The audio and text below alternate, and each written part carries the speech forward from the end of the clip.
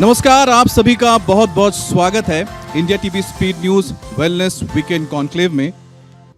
एक वक्त था जब हम फैमिली डॉक्टर के पास जाते थे, हम डॉक्टर अंकल अंकल बुलाते थे, लेकिन अचानक ही ये शब्द, ये डॉक्टर अंकल, फैमिली डॉक्टर गायब हो गए जिंदगी से।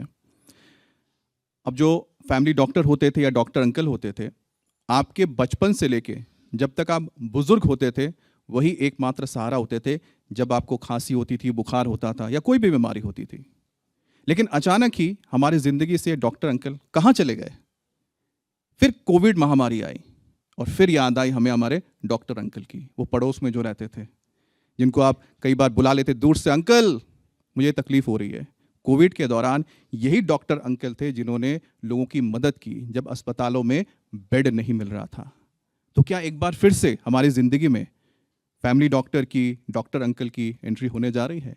क्या ये मुमकिन है? इसी पर ही हम चर्चा करेंगे। हमारे साथ बहुत ही खास मेहमान है doctor AK Shukla, senior consultant physician internal medicine, Kailash hospital. आपका बहुत बहुत स्वागत है sir. Thank you, thank you. क्या फैमिली डॉक्टर का दौर खत्म हो गया है?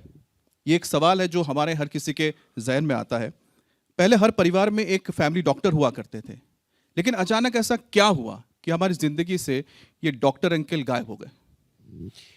जैसे देखिए, जैसे जैसे इवोल्यूशन हुआ है, इंडस्ट्रियलाइजेशन हुआ, चीज़ें बढ़ती जा रही हैं, वैसे वैसे मेडिकल फील्ड भी बढ़ता जा रहा है। पहले खाली मेडिकल फील्ड था, फिर सुपर स्पेशलिटी है, फिर मल्टी स्पेशलिटी है, अब सुपर सुपर स्पेशलिटी है। एक फैक्टर तो ये हो गया कि आपके पास बहुत सारे ऑप्शंस आ गए कि जहाँ आप खाली फैमिली डॉक्टर को छोड़कर और जगह जा सकते हैं। उसके साथ में और भी चीज़ें आई, जैसे आपके पास सोशल मीडिया आ गया, गूगल अंकल आ गए, और अब बहुत सारे सब्स्टिट्यूशंस आ गए जो जहाँ से यू कैन रिट्रैक्ट द आपकी जो प्रॉब्लम्स है वहाँ डाले और आपने आंसर निकाला, सीधे चले गए केमिस्ट के पास, वहाँ से दवा खाई और शायद ठीक हो गए। नहीं ठीक हो गए तो किसी मल्टी स्पेशलिटी में चले गए। लेकिन जो रोल ऑफ फैमिली डॉक्टर था वो इसलिए लोग भूल गए, उसका एक बहुत बड़ा रोल होता है। अभी भी कुछ कंट्रीज़ है जहाँ पर कि फैमिली फिजिशियन के अलावा आप कहीं जा ही नहीं सकते। जैसे आपका यूनाइटेड किंगडम है, पूरा अमेरिका है, कनाडा है, वहाँ पर किसी और को आप दिखा ही नहीं सकते। अगर दिखाना है तो सबसे पहले आपको अपने फैमिली डॉक्टर के पास जाना, that's first point of contact, जो आपको एक कम्प्रिहेंसिव एंड पर्सनलाइज केयर देता है, which is not in the super speciality hospitals. So ये बहुत इंपॉर्टेंट था कि फैमिली डॉक्टर्स होना चाहिए। और आज भी ऐसा नहीं है, फैमिली डॉक्टर्स हैं जो बहुत मतलब जिसको कहते हैं, कुछ लोग ऐसे जो एक बिलीफ हो गया जिनके अंदर कि हमको यहीं जाना है, वहाँ से जहाँ वो रेफ़र करते हैं वहाँ जाते हैं। So that was the family concept, अभी भी है। लेकिन जिस तरह से नई जनरेशन आती जा रही है और नई जनरेशन को ये नहीं मालूम कि क्या लेना चाहिए, कब लेना चाहिए, कैसे लेना चाहिए, बिकॉज उनके पास टाइम नहीं है, तो they are probably not able to अपनी फैमिली डॉक्टर के पास जाएं और उनसे बात करें या कुछ करें या वेट करें, क्योंकि टाइम फैक्टर इम्पॉर्टेंट होता है वहाँ पर। सर, आपने अमेरिका का जिक्र किया, आपने UK का जिक्र किया। कहीं ऐसा तो नहीं कि भारत में जो डॉक्टर्स की उपलब्धता है बहुत आसान हो गई है? हमारे यहाँ जो हॉस्पिटल्स हैं बहुत आसानी से आपके पास हैं, आसपास हॉस्पिटल गए, आपसे डॉक्टर से मुलाकात की, आपका काम हो गया। उसी तरह से स्पेशलिस्ट डॉक्टर्स का भी बहुत ज़्यादा यहाँ पर चलन बढ़ गया है, जिसकी वजह से जो फैमिली डॉक्टर्स हैं उनका हम देखते हैं कि लोग कम जा रहे हैं या सीधा स्पेशलिस्ट के पास जा रहे हैं। देखिए, ये तो खाली अर्बन एरिया में है, लेकिन रूरल एरिया में जाइए, अगर आप देखेंगे तो अभी भी कई कई किलोमीटर्स में शायद प्रॉपर डॉक्टर्स अवेलेबल नहीं है। वहाँ पर इसलिए क्वैक्स बैठे हुए हैं जो कुछ न कुछ ट्रीटमेंट दे करके वो आपका कर लेते हैं, बट वो प्रॉपर ट्रीटमेंट नहीं होता है। लेकिन अर्बन एरिया में क्योंकि कंसंट्रेशन डॉक्टर्स का बहुत है, यहाँ पर एक तरह से इकोनॉमिक लाइबिलिटी अवेलेबिलिटी अच्छी है। लोग, आप अगर सोचेंगे कि आपको जाना है वहाँ तो आप चले जाएं, पड़ोस में हैं। सो वो एक फैक्टर है जिसकी वजह से, मतलब आप सही बोल रहे हैं कि हमारे कंट्री में बेटर है। UK इन सब जगहों पर यह है कि अगर आपका एक अपॉइंटमेंट चाहिए तो कई महीनों का वेट करना पड़ता है, और जब तक आपका फैमिली डॉक्टर वहाँ रिफ़र नहीं करेगा आप ऐसे सीधे जा भी नहीं सकते वहाँ पर। सो ये इस कंट्रीज़ से अगर देखा जाए तो हमारे यहाँ हम लोग उनसे बहुत लाख बेटर हैं, क्योंकि हम एक प्रॉपर ट्रीटमेंट दे सकते हैं। और ये चीज़ हमने देख लिया ड्यूरिंग कोविड। कोविड में जो जितने लोगों की जानें हमारे यहाँ बचाई गई, जितना हम लोगों ने किया है, आप अमेरिका देखिए, जबकि इतना इंडस्ट्रियलाइज था, सब कुछ था उनके पास, बट भी सबसे अधिक वहाँ डेथ रेट्स हुए। यूके में ऐसे हुआ, इटली में ऐसे हुआ। बाकी अगर कंट्रीज़ का देखें तो उस कंपैरिजन में हम लोगों ने बहुत अच्छा परफॉर्मेंस किया। ये भी नहीं हुआ कि भाई अगर कोई बीमार है, कोविड है, तो उनको नहीं देखना है। जितना अकोमोडेशन हो सकता, जितना मैक्सिमम काम कर सकते थे, हमारे डॉक्टर्स ने, हमारे पैरामेडिकल्स ने, सबने बहुत अच्छा काम किया और रिजल्ट वाज वेरी गुड। मतलब जितना हम एक्सपेक्ट करते हैं उससे कहीं बहुत अच्छा हम लोग का रिजल्ट मिला था। सर रिजल्ट तो बहुत अच्छे आए थे, और कितना खतरनाक हम कह सकते हैं दौर था जो हाँ। गुजर गया। हाँ। और मुझे लगता है कि जो डॉक्टर फ्रेटर्निटी है और जो हेल्थ वर्कर्स हैं, उनको तो बहुत बहुत इसके लिए हम बधाई देना चाहते हैं कि उन्होंने लाखों करोड़ों लोगों की ज़िंदगी बचाई है, अपनी ज़िंदगी खतरे में डाल के। लेकिन जब इंसान खुद ही अपनी ज़िंदगी को खतरे में डालने के लिए उतारू हो जाए, तब आप क्या करें? जो सेल्फ मेडिकेशन है कितना खतरनाक है, और ये जो खुद ही हम लोग दवाई ले लेते हैं जाके या कहीं से देख के, पढ़ के, सुन के, कितना नुकसानदायक होता है इंसान के लिए। देखिए, ये बहुत अधिक जिसको कहते हैं चिंता का एक कारण है, बहुत अधिक, जो फ्यूचर में हम लोग बहुत बुरी तरह सफ़र करने वाले हैं। हम उसको बोलते हैं एंटी माइक्रोबियल रेजिस्टेंस, AMR। उसमें क्या होता है कि जैसे आपको बुखार आया, आपने 2 दिन एंटीबायोटिक खा ली, चले गए केमिस्ट से लेके खा लिया। जो बाहर के देशों में आप टच नहीं कर सकते उसको, लेकिन हम वो ईज़िली अवेलेबल, तो हमने लेके खा लिया। 2 दिन खाया, जो जिसका कोर्स 5 दिन का होता है, 2 दिन में हमने उसको छोड़ दिया। अब वो क्या हो गया, उससे रेजिस्टेंस डेवलप कर जाएगा। जो आपसे जो बीमारी दूसरे को लगी है, वो 5 दिन में नहीं ठीक होगा, उसको तो कम से कम 10 दिन लग जाएंगे। तो ये बहुत सीरियस मैटर है, और हमारे यहाँ कोई ऐसे रिसर्च वर्क नहीं हो रहा है कि हम नई एंटीबायोटिक्स प्रोड्यूस करें या उसके अगेंस्ट करें। तो ये हम बाहर से ही मोस्टली जितनी एंटीबायोटिक रिसर्चेज होते हैं, जो डीप रूटेड रिसर्चेज हैं, वो बाहर के हैं। उनको ज़रूरत नहीं, क्योंकि दे हैव कंटेंट, वो उन्होंने अपने को संभाल रखा है। अभी वो फर्स्ट जनरेशन यूज़ कर रहे हैं, हम 5th जनरेशन को यूज़ कर रहे हैं, तब भी हम ठीक नहीं कर पा रहे हैं। ये कुछ चीज़ें हैं जो कि गवर्नमेंट को संभलना चाहिए, और गवर्नमेंट से अधिक पब्लिक को समझना चाहिए कि आप सब कुछ खा लो, लेकिन एंटीबायोटिक को मत टच करो। और जब तक कि आप एक प्रॉपर डॉक्टर को नहीं दिखाएं, एक प्रॉपर कंसल्टेशन न लें, एक कल्चर सेंसिटिविटी न करा लें, तब खाएंगे तो आप 100% ठीक हो जाएंगे। अगर ऐसे नहीं करेंगे तो आप सफ़र करते रहेंगे और एंटीबायोटिक के ऊपर एंटीबायोटिक खाते रहेंगे। तो ये मतलब बहुत समस्या गंभीर है एक तरह से। इसके ऊपर इनफैक्ट सबको ध्यान देना चाहिए, और पब्लिक को तो अवेयरनेस बहुत ज़रूरी है इसके लिए। आपने एंटीबायोटिक तो बता दिया, लेकिन अब क्या करें? यहाँ पर इतने लोग बैठे हैं, करोड़ों लोग देख रहे हैं, सबके अंदर कोई ना कोई दर्द तो है सर। अब दर्द का इलाज क्या है? Pain killers. मैं उस दर्द की बात नहीं कर रहा हूँ जो आप सोच रहे होंगे, ठीक है आप तो जो पेन किलर्स के लिए जो हम इस्तेमाल करते हैं ना, पेन किलर्स ले लिया, जो दर्द हुआ, शारीरिक दर्द हुआ, ये कितना नुकसानदायक हो जाता है? आपके शरीर के किस अंग को नुकसान पहुंचा सकता है, जैसा आप एंटीबायोटिक भी बता रहे थे? देखिए, हम सबसे अधिक जो यूज़ करते हैं पैरासिटामॉल है। जैसे आजकल फैला हुआ डोलो हो गया, क्रोसिन हो गया, इस तरह से, या मेफ्टॉल हो गया, या ब्रूफेन हो गया। ये सब दवाएं जो होती हैं, एक लिमिट तक तो ठीक है, टॉलरेट कर लेती बॉडी, लेकिन उसके बियॉन्ड अगर खाएंगे तो इससे बहुत डैमेज, सबसे अधिक जो डैमेज करता है लीवर को करता है, फॉलोड बाय किडनी। अगर ब्रूफेन और ये सब अधिक डोज में ले रहे हैं, मतलब जैसे प्रिस्क्राइब्ड है 400 मिलीग्राम 3 टाइम्स ए डे, अगर इससे अधिक डोज यूज़ करते हैं फॉर लिटिल मोर टाइम, या किसी को जैसे हेडेक हो रहा, क्रॉनिक हेडेक हो रहा, खट से लिया और मुंह में डाल लिया क्योंकि उसको काम करना है, तो that become that is a chronic headache, तो रोज़ खा रहे हैं आप, तो अल्टीमेटली उससे किडनी आपकी डैमेज हो जाएगी। ऐसे पैरासिटामॉल है, अगर आप उसको ले रहे हैं 500 मिलीग्राम्स, 650 अब तो आ गया, क्योंकि 500 किसी को काम करता नहीं है, तो 650 दिन में 3 बार ले लिया, 4 बार ले लिया, कोई उतार नहीं देता, 2-2 खिला दिया, तो उससे आपका लीवर डैमेज होने का बहुत चांस होता है। और स्पेशली बच्चों में, तो बच्चों में बहुत केयरफुल रहिए कि किसी को हाई डोज ऑफ पैरासिटामॉल मत दीजिए। अगर देना है तो बेटर है कि आप उसको स्पॉन्जिंग कर दीजिए, बाकी चीज़ें जो वाटर इनटेक उसका बढ़ा दीजिए। पैरासिटामॉल दें तो 1-2-3 बार, इससे ऊपर नहीं देंगे। तो ये बहुत कॉशन लेना है आपको। और स्पेशली जो पेन किलर्स हैं, पेन किलर्स खाली वो नुकसान नहीं करते मतलब किडनी और लीवर को, बाकी ऑर्गन सिस्टम्स को भी डैमेज करते हैं। जैसे आपका हार्ट हो गया, आपका ब्रेन हो गया, हर जगह जा कर के दे ब्लॉक, एंड उससे जो पेन फाइबर्स होते हैं वो जो दे बिकम इनसेंसिटिव, और वो एक अलग से दूसरी प्रॉब्लम आ जाती है। और स्पेशली न्यूरोपैथीज हो जाती है क्रॉनिक में, स्पेशली जो क्रॉनिक जिसको जैसे अर्थराइटिस हो गई, तो सेज में आप रोज़ एक पिल खाते चले जाएं क्योंकि हमको वॉक करना है, तो ये लॉन्ग टर्म के लिए बहुत नुकसानदायक होता है, और उसको आपको प्रिवेंट करना चाहिए। सर आपने जिक्र किया था कि पैरासीटामोल का, तो ये पैरासीटामोल कब लें? क्योंकि आजकल तो देखा जाता है कि ये तो कोई पूछता भी नहीं है ना किसी से, घर में लाते हैं हम लोग, ले लेते हैं कि बुखार आया तो ले ले, लेकिन अब बुखार कितना हो तब लें? देखिए ये बहुत इंपॉर्टेंट क्वेश्चन है। जो बुखार आता है अगर 100 डिग्री से ऊपर है तो आप पैरासिटामॉल लीजिए, अगर उसके नीचे है तो बिल्कुल टच मत करिए, क्योंकि आपकी बॉडी इम्यूनिटी जो होती है, फीवर जो है आपको बचाता है, आपको किल नहीं कर रहा है।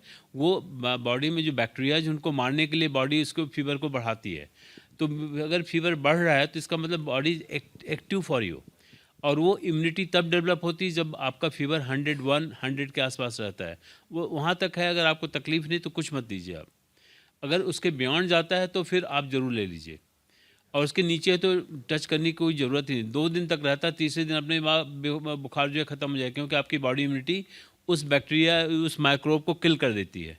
तो ये बहुत ध्यान देने वाली बात है। और जब अगर आप पैरासिटामॉल या इस तरह की चीज़ें लें तो पानी का इंटेक बहुत अच्छा होना चाहिए, जिससे इसका लीवर और किडनी पर कोई साइड इफ़ेक्ट ना हो। ये ऐसे होते हैं डॉक्टर अंकल कितने प्यार से समझा रहे हैं हम सभी को, है ना? अच्छा, अगर हमें दवाई नहीं खानी है डॉक्टर अंकल, तो मैं भी बोल सकता हूँ? हाँ, हाँ, बिल्कुल। सर मैं बस, तो डॉक्टर अंकल अगर हमें नहीं खानी है दवाई तो क्या करें, घर में क्या उपाय? क्योंकि पहले डॉक्टर अंकल तो बता देते थे घर में ये कर लेना, दवाई की जरूरत ही नहीं है। देखिए, अगर वायरल है तो वायरल में किसी दवा की ज़रूरत नहीं होती। उसमें सिर्फ 2 चीज़ें होती हैं, एक हाइड्रेशन, आपको पानी पीजिए, लिक्विड्स लीजिए एंड रेस्ट करिए। अगर 2 चीज़ें करते हैं तो वायरल 100% थर्ड डे गायब हो जाता है। अगर आप इसको कहें कि मैं एक टेबलेट खा के ऑफिस चला जाऊँ और काम भी कर लूँ और चला भी आऊँ, तो वो जो 3 दिन ठीक होना है वो कम से कम 8 से 10 दिन लग जा रहे हैं, और उसके बाद 2 हफ्ते तक उसका इफ़ेक्ट आता रहता है। ठीक है, तो मेरा ये कहना होगा कि उस समय दवा मत खाइए कोई भी। जैसे डायरिया भी होता है तो खाली ओआरएस लीजिए, इलेक्ट्रॉल वाटर या ओआरएस जो भी है। अगर आप उसको लेते रहेंगे 1 या 2 दिन रहेगा, उसके बाद जैसे आपका गट क्लीन होता है अपने आप डायरिया बंद हो जाएगा। उसमें फिर बार बार आपको किसी एंटीबैक्टीरियल की ज़रूरत नहीं होती। एंटीबैक्टीरियल खाने से डायरिया तो आपने रोक लिया, लेकिन जो टॉक्सिन्स निकलते हैं वो कहाँ जाएंगे? वो तो आपके बॉडी में ही है। इसलिए जिसको डायरिया होता है कम से कम 3-4 दिन 5 दिन उठ नहीं पाता, कई बार उसकी किडनी श्रिंक कर जाती हैं।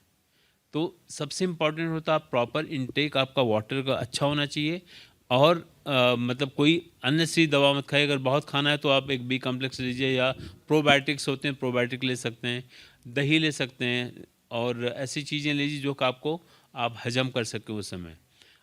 उसको रोकने की कोशिश मत करिए।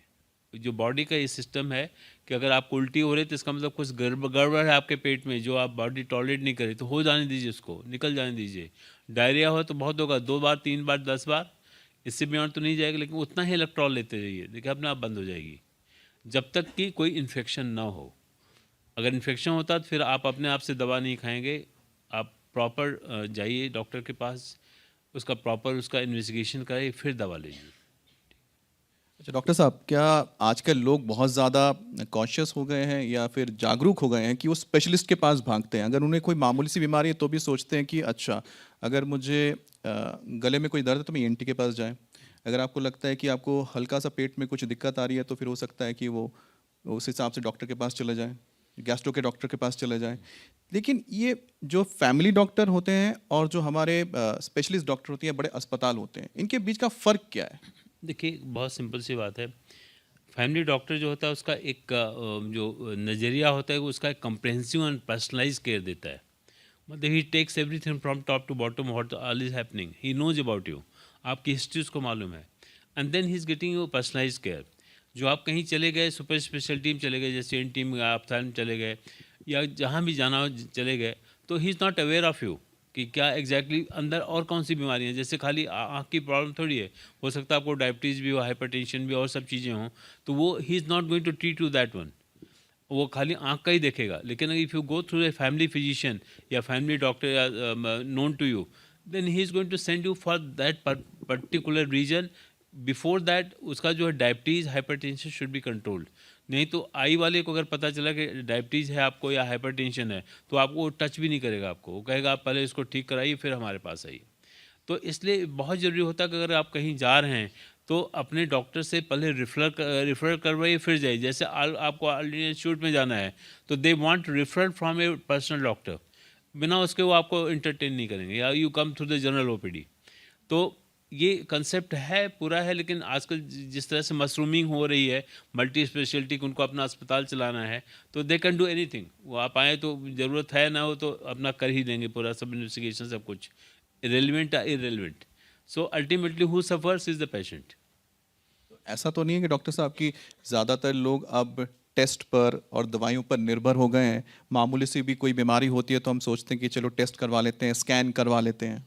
देखिए वही तो मैं बता रहा हूँ कि मतलब जिस तरह से हालात चेंज हो रहे हैं, लोग गूगल पढ़ के और बाकी जगहों मतलब मीडिया से पढ़ के they try to gain some knowledge which is absolutely incomplete, या उसमें कंफ्यूज भी रहते हैं कि वो पढ़ा उसमें क्या चीज़ है, टू द एक्सटेंट दैट उसमें लास्ट में लिखा होता है कैंसर भी हो सकता है और डेथ भी हो सकती है। तो you can not imagine the psychological problem that person is going to have, और वो फिर भागता है चारों तरफ, एक के पास गया दूसरे के पास, नहीं ही is not satisfied at all, because उसके अंदर वो आ गया कैसे है। तो जब तक आप उसको प्रॉपर टेस्ट नहीं कराएंगे he is not going to be satisfied.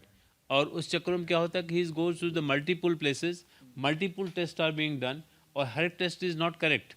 जैसे आपने अल्ट्रासाउंड भी कराया तो पर्सनलाइज्ड है, मतलब जो कर रहा है वो पता नहीं कितना नॉलेजेबल है, कैसे करके दे रहा है, और पता है उसमें थोड़ा सी भी कोई मिस्टेक आ गई तो आपकी ज़िंदगी तो उसने नर्क कर दी। अगर आपके पता कह दिया कि यहाँ पे कोई गांठ है या कुछ है, तो आपका नींद तो हराम हो गई, और वो टेंशन में रहेंगे कि जब तक उसका कुछ निकले ना। तो अगर वो कोई दूसरा कह दिया कि आप मत जाइए, यहीं रुक जाइए, तो वो नहीं रुकेगा, वो तो कहीं ना कहीं जाएगा ही अपनी सोल्यूशन के लिए। तो उस चक्रों में क्या होता है कि ये छोटी चीज़ has become a big size. तो ये हम टेस्ट ही कितनी बार करवाएं बताइए, क्योंकि देखिए जो कोई इसका टेस्ट कोई एक होता है रूटीन होता है। हाँ आजकल बिल्कुल सही सवाल पूछा आपने कि भाई आप कहीं भी लैब में चले जाइए कि आप मेरा जो है हेल्थ प्रिवेंटिव हेल्थ चेकअप कर लीजिए, तो उसने निकाला ब्लड सैंपल और डाल दिया उठा के, विदाउट कि उसकी लैब जो है वो प्रॉपरली कैलिब्रेटेड है या नहीं है, प्रॉपर रिजल्ट देती है कि नहीं देती। क्योंकि आजकल सब चाइनीज़ मेड इक्विपमेंट्स लगे हुए हैं, उन्होंने रिपोर्ट निकाला आपको पकड़ा दिया, but you are not aware कि हाउ ऑथेंटिक दे आर। और दूसरी बात, जैसे इन्होंने पूछा कि भाई कब टेस्ट कराना चाहिए, तो एक बार प्रीलिमिनरी टेस्ट तो भाई एज ऑफ 30-35 जरूर करा लेना चाहिए कि भाई आप कोई बीमारी से सफ़र तो नहीं कर रहे हैं। अच्छा 35 एंड 40 के बीच में again second after 5 years you should again get it checked up everything, because आजकल जो diabetes, hypertension, lot of this cancer diseases they are coming up, तो उसमें 40 के आसपास जरूर कराना चाहिए for ladies and for gents.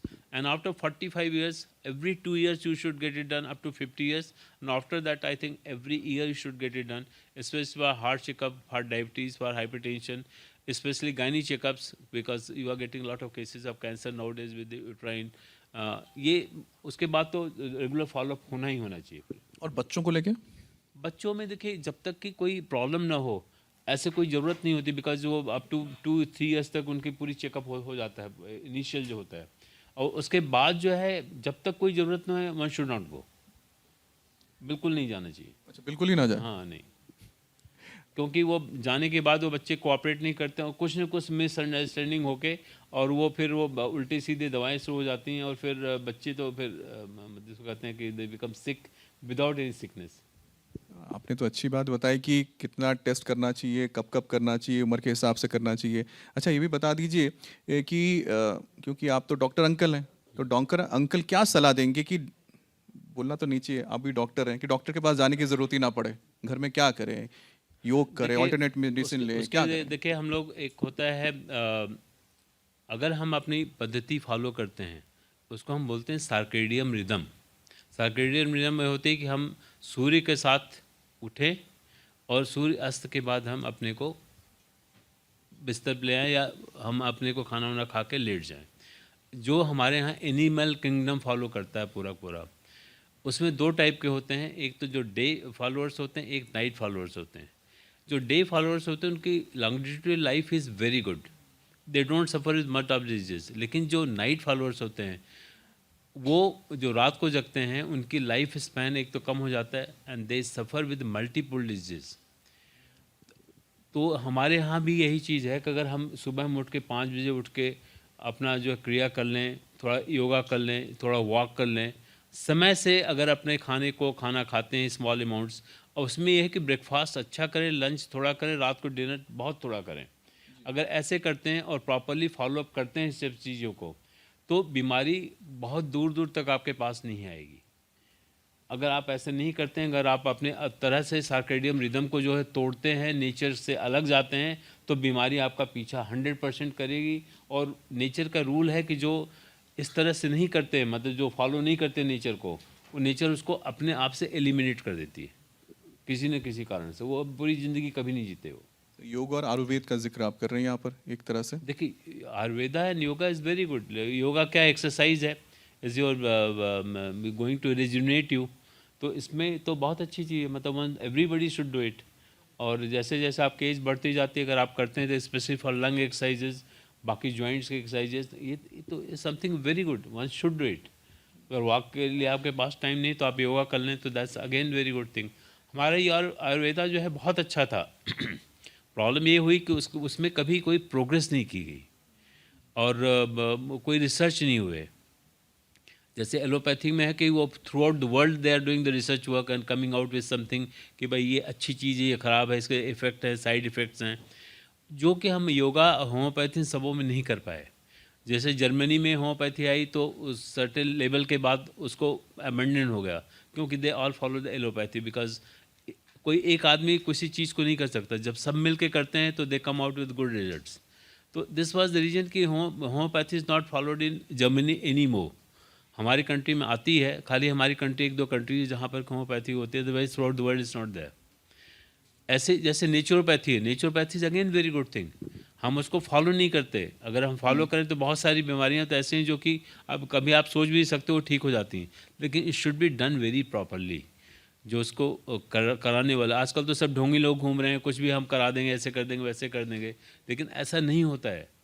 वो कोई भी चीज़ होती है, आजकल कोई तो रील बीमारी में भी अगर बहुत सारी चीज़ें आ जाती हैं, सोशल मीडिया में बहुत कुछ चलती है, तो हाँ। उसमें मुझे याद आया कि ओबिसिटी को लेके एक बहुत बड़ा मसला जो हुआ है, और जिसमें मोटापे को कम करने के लिए आजकल काफ़ी ट्रेंड कर रहे हैं चीज़ों को, हम देखते हैं ओज़ेम्पिक नाम है, तो आपने बता रहे बिल्कुल हैं कि सही बहुत सारे जो आपके सेलिब्रिटीज़ हैं वो भी इस्तेमाल कर रहे हैं कि मोटापा घटाने के लिए। ये वाकई में कोई सही पद्धति है? देखिए, ये नई ड्रग आई है जो अमेरिका में, क्योंकि अमेरिका में ओवरवेट इज़ बिग प्रॉब्लम। वहाँ पर आपको आराम से 1.5 से 2 किलो के आदमी आराम से मिल जाएंगे। तो उनके यहाँ ये बहुत बड़ी समस्या थी, तो they have come out with this Ozempic, and उसको आप वीकली यूज़ करते हैं, उसमें जो है wait reduction is very good, and specially ये आप डायबिटीज़ नॉन डायबिटिक दोनों में यूज़ कर सकते हैं इसको। और भी दवाएं आ गई हैं, उससे भी अच्छी दवाएं आ रही हैं, जिसमें कि weight reduction is very good along with the control of diabetes, hypertension, for your heart disease, वो सबको कंट्रोल करेगी। बट यह है कि अभी the cost factor is quite high. हमारे इंडिया में अभी इंट्रोड्यूस हुई 2-3 दिन पहले ही, लेकिन एक बार जब वो आ जाएगी तो काफ़ी लोगों को अच्छा, मतलब जिसको कहते हैं कि फ़ायदा मिलेगा। चलिए, देखिए डॉक्टर अंकल का इंतज़ार तो काफ़ी लोग कर रहे हैं, तो अब हम ऑडियंस के सवाल लेंगे। हंसता तो मैं हर रोज हूँ, लेकिन खुश हुए ज़माना बीत गया। हर रोज बहुत हंसता बढ़िया, हूँ very मैं, good। कोई कमी नहीं है, लेकिन खुश कब होता हूँ समझ में नहीं आती। तो जब कोई डॉक्टर अंकल मिल जाए इस तरह का, वो मुझे निश्चित ही तरीका बता सकता है कि ज़िंदगी में खुश कैसे रहा जाए। यही मेरा सवाल है। Thank you. देखिए, आपने जो क्वेश्चन पूछा है बहुत ही उम्दा क्वेश्चन है, बहुत ही अच्छा है, क्योंकि आजकल की दिनचर्या में किसी के पास टाइम नहीं है, किसी के ऊपर आप ट्रस्ट नहीं कर सकते, किसी से आपके अपने घर में लोगों के ऊपर ट्रस्ट नहीं होता है, तो उसके लिए अच्छे दोस्त का मिलना बहुत ज़रूरी है। अगर आप चाहते हैं कि आप खुश रहें तो आपके ऐसे कुछ दोस्त होने चाहिए, कोई ज़रूरी नहीं कि आपके रिश्तेदार हों, आपके नोन टू हो या आपके ऑफिस में हो, कहीं से भी आप दोस्ती कर सकते हैं। ये भी नहीं कि मेल फीमेल में कोई डिफरेंस हो, जो भी मिले आपके, जो आपको खुशी दे सके या उससे आप अपने को शेयर कर सकें। शेयरिंग ऑफ योर थिंग्स, जो आपके दिन भर में जो हुआ, अगर आप शेयर कर लेते हैं तो अंदर से आपको खुशी मिलती है, आप अंदर से अपने को अच्छा फील करेंगे, और ये बहुत ज़रूरी है। मतलब जिसको कहते हैं कि इसलिए लोगों ने अपने अपने ग्रुप्स बना रखे हैं, वहाँ जाकर आप बातें करिए। शाम को 6 बजे के बाद आप ज़रूर बैठकर अपनी बातें करिए किसी के साथ, जो आप शेयर कर सकें। कुछ चीज़ें ऐसी जो नहीं कर सकते, लेकिन ऐसे आप दोस्त बनाइए जो आपको ना हार्म करें ना आप उसको हार्म करें, but you can convey your message to them. अगर आप ऐसे करेंगे तो आपके लिए, मतलब that gives you lot of happiness. चलिए, बहुत बढ़िया आपने बात बोली। अब अगला सवाल लेते हैं। सर, जैसे कि आपने बताया कि हम एक छोटी सी भी दवाई लेते हैं उससे कुछ ना कुछ साइड इफेक्ट होते हैं हमारी बॉडी पे, तो मैं एग्जांपल के लिए बता रहा हूँ। मैंने जैसे अस्थमा के पेशेंट देखे हैं 3-3, 4-4 साल से, वो ब्रोंकोडायलेटर, ब्यूडोकोड, साल्बुटामोल वगैरह दवाई लेते हैं, वो इसको लेते हैं तभी इनको रिलीफ मिलता है। तो लंबे समय तक इन दवाइयों को लेने के कोई नुकसान है, और अगर है तो कोई इनका ऑल्टरनेटिव मेथड है इनसे? देखो ये बहुत इंपॉर्टेंट क्वेश्चन। जितनी भी क्रॉनिक डिजीज़ हैं उसमें रिसर्च वर्क्स चलते रहते हैं। जैसे आपने स्टेरॉयड लिया या आपने जो दवाएं खाई जो लिए, तो जो स्टेरॉयड होता है, जो ओरल इनहेल्ड स्टेरॉयड्स होते हैं, जैसे आपने शरीर के ऊपर अपने तेल लगा लिया या कोई ऑइंटमेंट लगा लिया, तो उससे कोई साइड इफ़ेक्ट नहीं होता। वो तो दैट इन माइक्रो लेवल्स, वो बॉडी में एब्जॉर्ब नहीं होता। जो बॉडी में एब्जॉर्ब नहीं होता है उसके साइड इफ़ेक्ट्स न के बराबर होते हैं, और होते भी हैं तो they are very long duration, like 40 साल 50 साल के बाद थोड़ा बहुत हो। लेकिन आप रोज़ तो नहीं खाते ना उन दवाओं को, खाते हैं जैसे एग्जबरेशन हुआ तो खा लिया, नहीं एग्जबरेशन तो उसको छोड़ दिया आपने, डोज कम कर दी, and then you follow your own trend of healthy system, जिससे आपको ना हो। अगर जा रहे हैं, अगर मान लिया जैसे निकल रहे हैं, तो आप अब N95 मास्क लगा लीजिए, तो जिससे आपको अटैक ना पड़े। और ये सीजनल भी होता है, सीजनल अगर हो रहा है तो सीजन में प्रिवेंटिव ड्रग्स हैं which can be given, specially vaccines. अगर आप वैक्सीन लगा लेते हैं, जैसे वो आजकल इन्फ्लुएंजा वैक्सीन्स आई हैं, बहुत अच्छी आई हैं, अगर आप साल में एक बार लगा लेते हैं तो एटलीस्ट अटैक्स नहीं पड़ेंगे फिर बहुत माइल्ड होंगे, कुछ समय के लिए होगा, फिर ख़त्म हो जाएगा। चलिए, कितना बढ़िया उन्होंने डॉक्टर साहब ने आपको एक रास्ता बताया कि दवाई लगा लीजिए और वैक्सीन लगाइए, यहाँ तक कि अस्थमा से भी आपको छुटकारा मिल सकता है। मिल सकता है। अगला सवाल। बच्चों में तो बहुत इंपॉर्टेंट है कि ज़रूर लगवाना चाहिए। सर माय क्वेश्चन इज़ कि जैसे आपने बात करा AMR की और फैमिली डॉक्टर्स की भी बात करी as doctor uncle, so first of all आप अभी इंडिया में इतना ज़्यादा पॉपुलेशन है, तो आप इतना पेशेंट लोड कैसे हैंडल करते हो, giving personalize care to everyone as a family doctor में आपने बोला कि पर्सनलाइज केयर देना होता है, तो इतने सारे लोगों को आप पर्सनलाइज केयर कैसे दे सकते हैं, और उसमें आप सबका ड्रग रेजिमेंट सब फॉलो करें, ये कैसे आप इंश्योर कर सकते हैं? देखो वो तभी हो सकता है जब आप मेरे पास रेगुलरली आएंगे, तब वो पता चलता है कि हमने नेक्स्ट वो, इसलिए प्रिस्क्रिप्शन आपको दे दिया जाता है कि प्रिस्क्रिप्शन रखो, and then you go through the prescription. आजकल एवरीथिंग इज़ नाउ कंप्यूटराइज्ड। जैसे आप बैठते हैं, पूरी हिस्ट्री आपके उस कंप्यूटर में आ जाती है, व्हाट आपने क्या लिया, कितना लिया, कितने दिन लिया। ये आपके ऊपर होता है कि आपने पूरा कोर्स किया कि नहीं किया, ठीक है ना। जो रेजिस्टेंस डेवलप होता है तब होता है जब आपने पूरा कोर्स नहीं किया हो। जैसे 5 दिन किया तो आपने 3 दिन ले करके छोड़ दिया क्योंकि आपको आराम आ गया, तो वो उसी से पता चलता है कि आपने पीछे कितने ये लॉग बुक मेंटेन होती है आजकल कि कितनी एंटीबायोटिक्स आपको कब कब दी गई है, तो that comes in the computer in log form. जैसे हम लोग ICU में भी यूज़ करते हैं तो हम पूरा लॉग बुक होती है हमारे पास कि हम कितनी एंटीबायोटिक दे रहे हैं, कितना डोज दिया, कब दिया, कितने दिन के लिए दिया, कौन से एंटीबैक्टीरियल कल्चर सेंसिटिविटी में आया, हमको नेक्स्ट कौन सा देना है, तो एवरीथिंग इज़ मेंटेन्ड। तो that's how, because you are coming regularly to me, we know that. लेकिन अगर आप हर जगह जाएंगे तो वहाँ फिर नहीं पता आपने क्या खाया, कितना खाया, कैसे खाया, so it's not that easy. यही फ़र्क है फैमिली डॉक्टर अंकल में और दूसरे आम डॉक्टर्स में। और भगवान बुद्ध ने कहा था कि स्वास्थ्य ही आपके जीवन का सबसे बड़ा उपहार है, इसलिए बेवजह दवाइयाँ मत लीजिए, संतुलित इलाज करवाएं। और डॉक्टर या फैमिली डॉक्टर की हम जब बात करते हैं तो वो आपके लिए सुविधा नहीं है, वो वक्त की ज़रूरत है। बहुत बहुत धन्यवाद आप सभी का। डॉक्टर साहब आपका भी थैंक यू।